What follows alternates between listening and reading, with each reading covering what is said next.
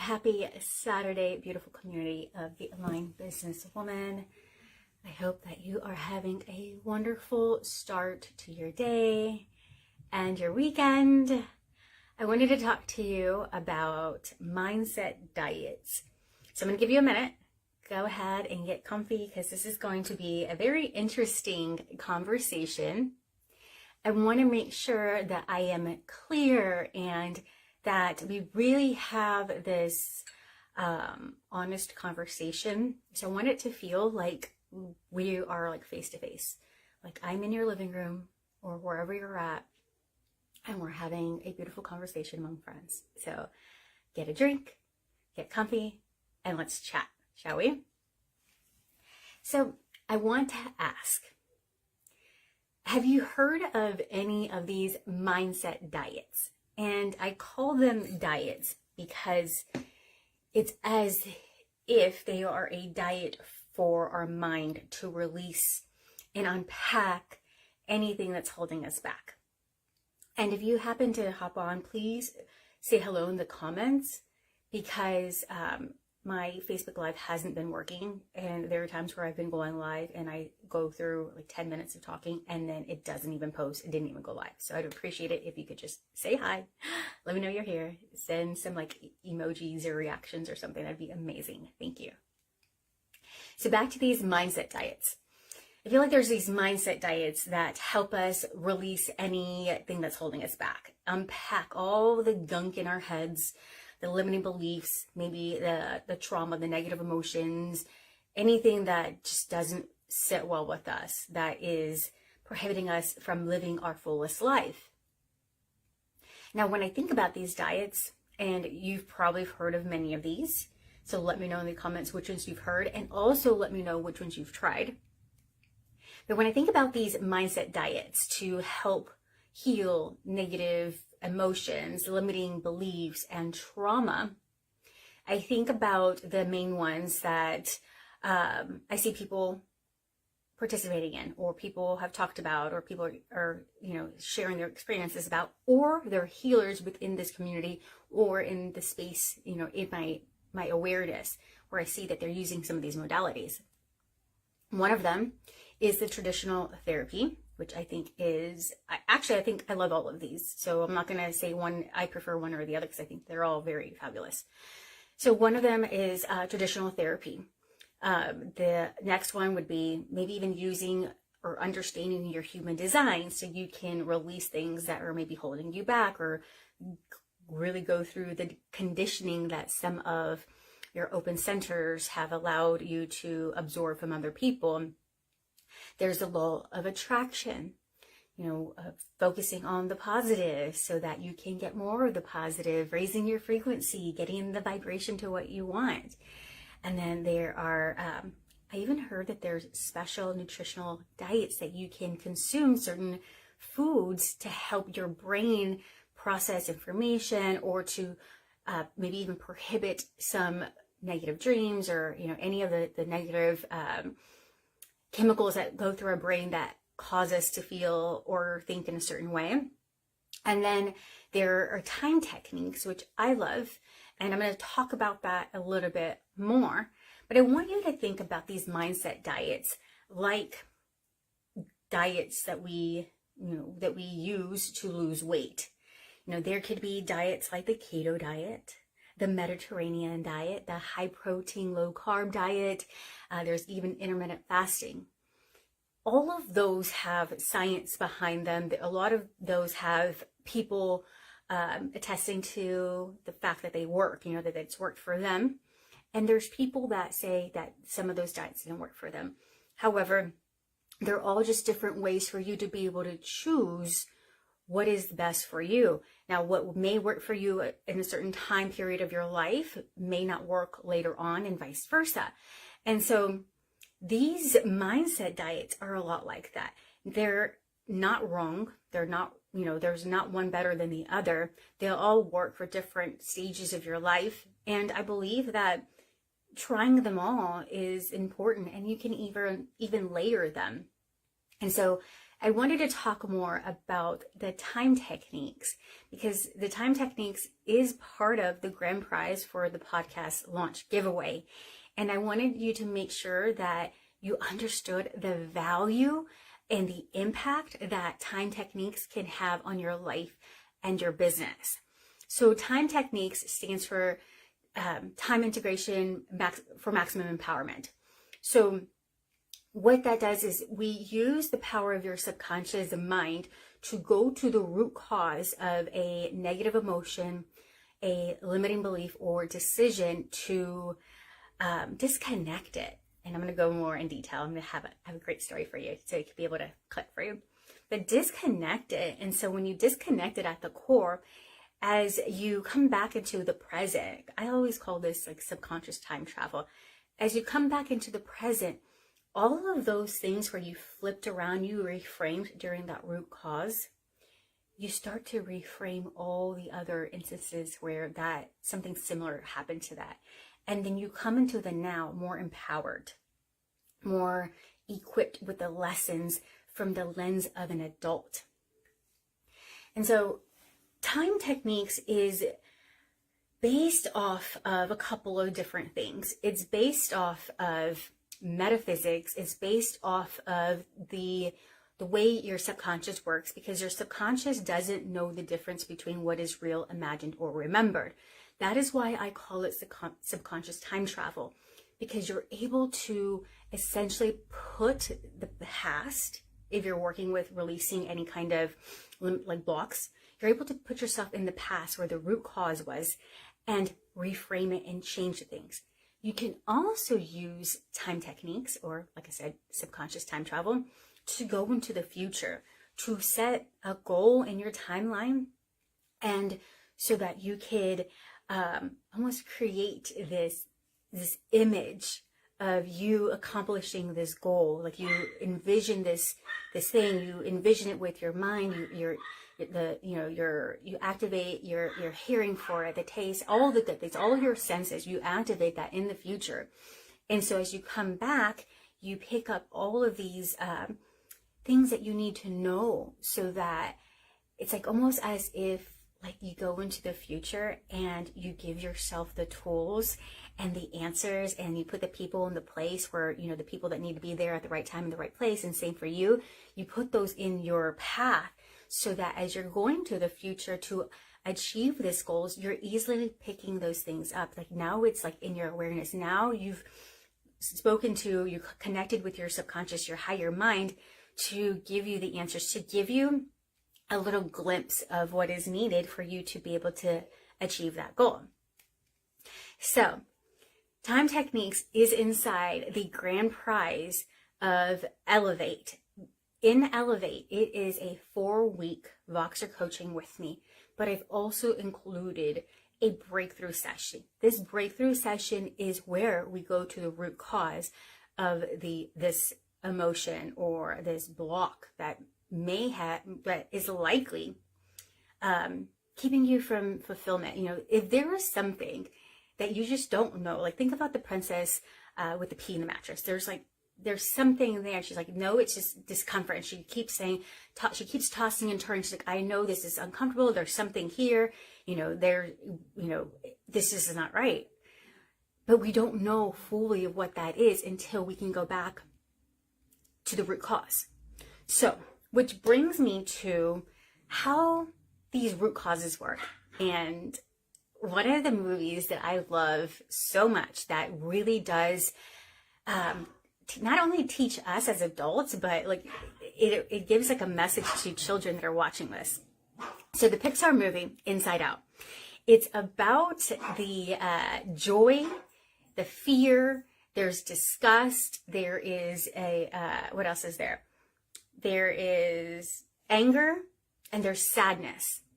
These are the 5 emotions that live within the main character, Riley. She's probably about 12 years old.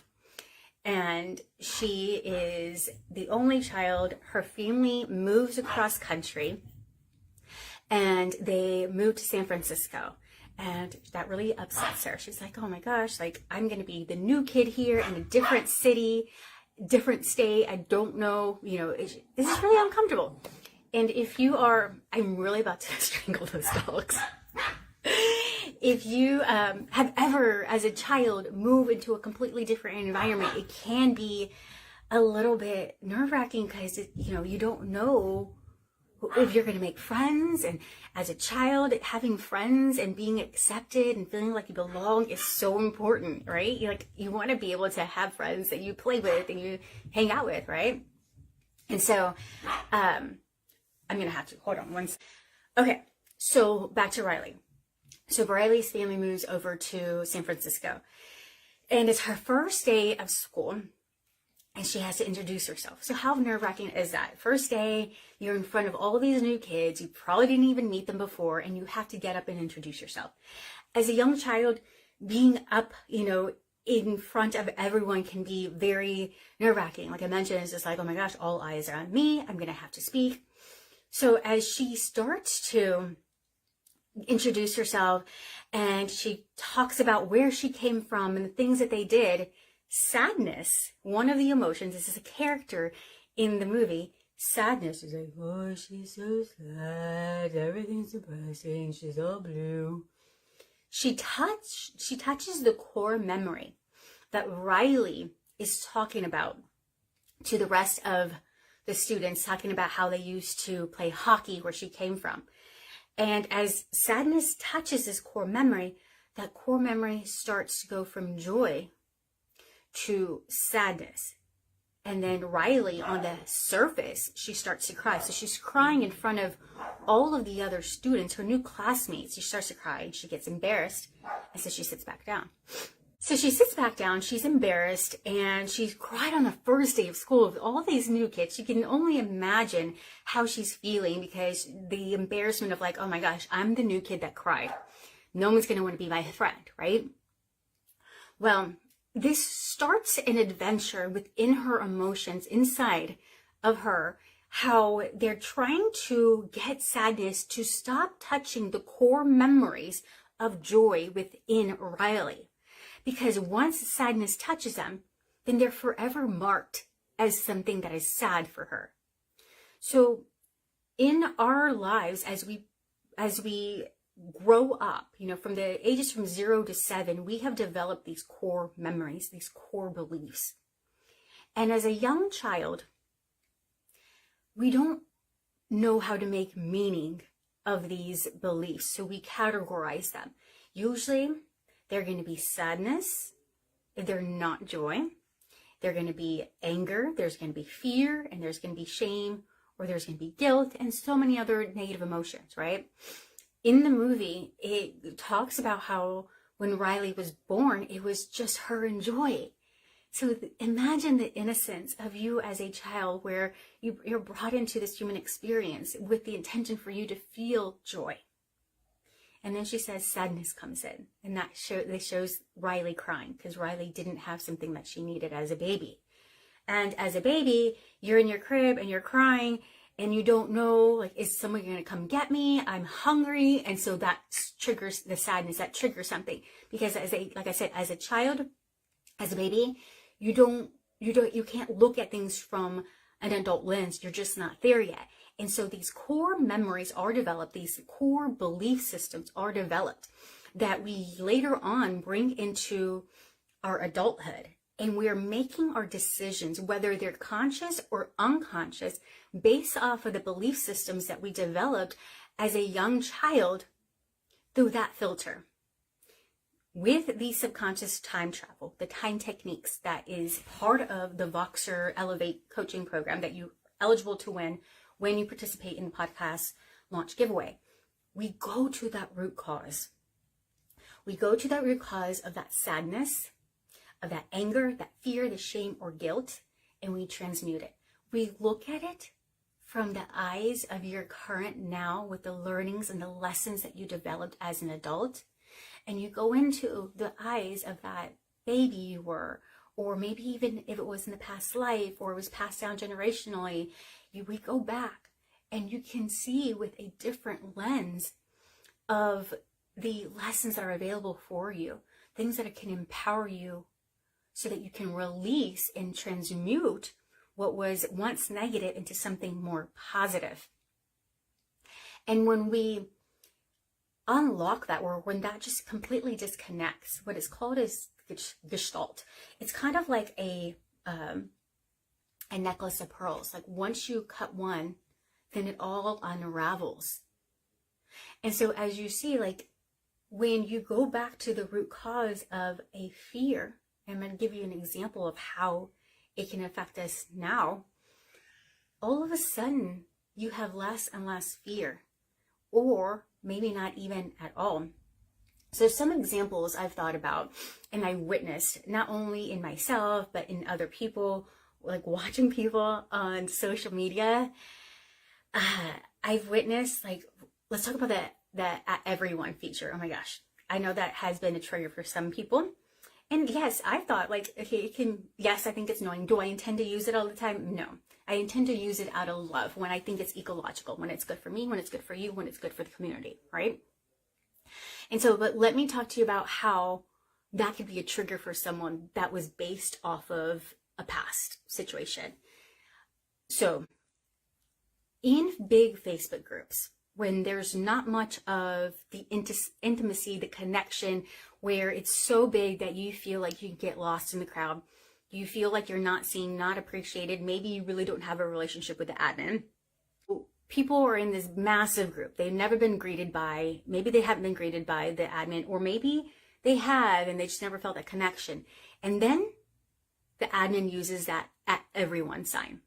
And they get a notification, they get excited. Oh, they mentioned me, maybe they do see me. And then they go and notice that, no, they were just talking to everyone. And then they read the post, and the post is self-serving for that admin. It's about their stuff only. It doesn't even really, not even beneficial for that person.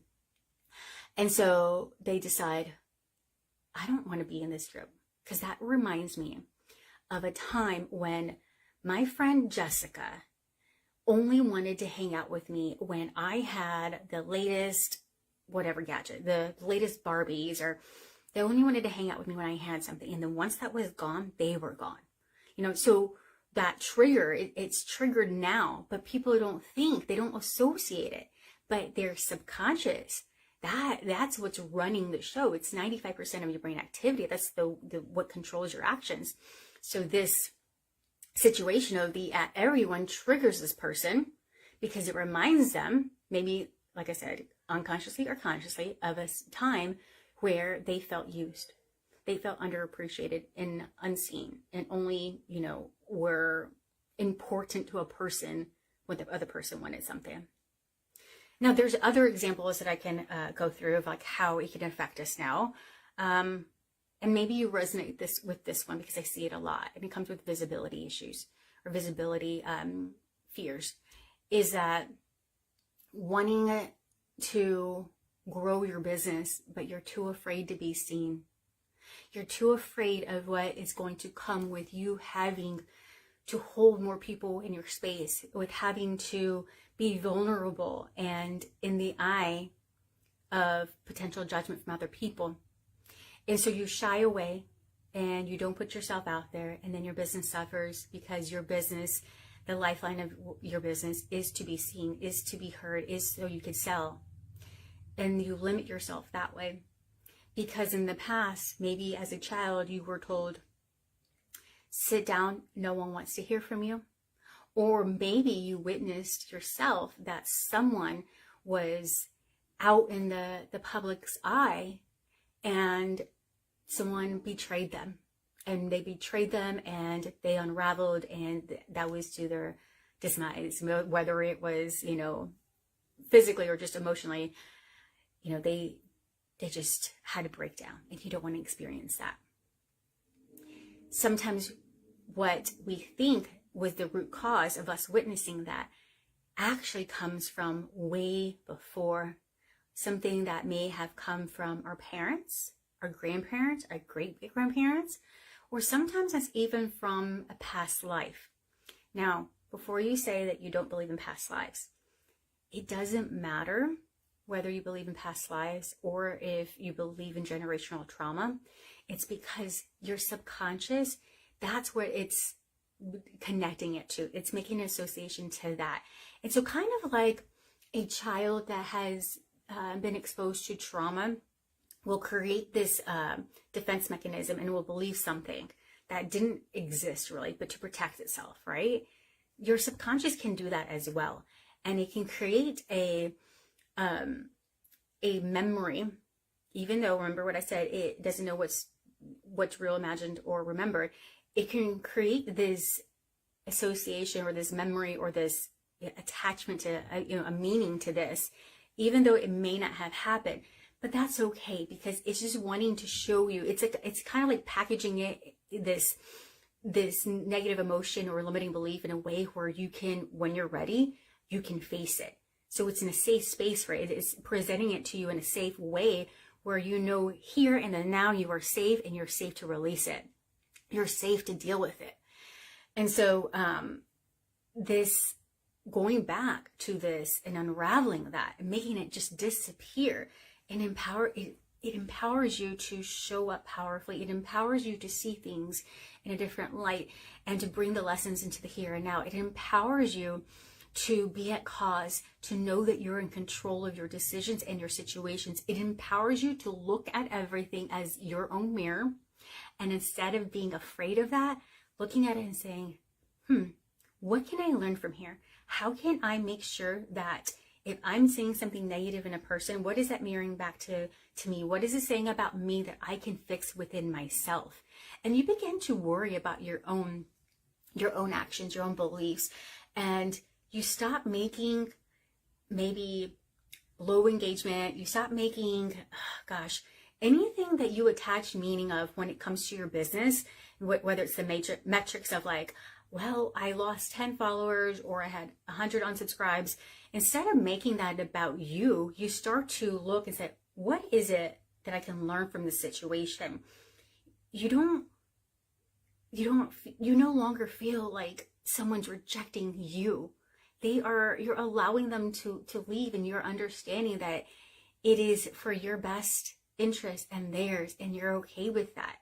And then when you can be okay with that, you can come across in this energy that is so alluring and people want to be in your energy because they feel like you could hold that space for them.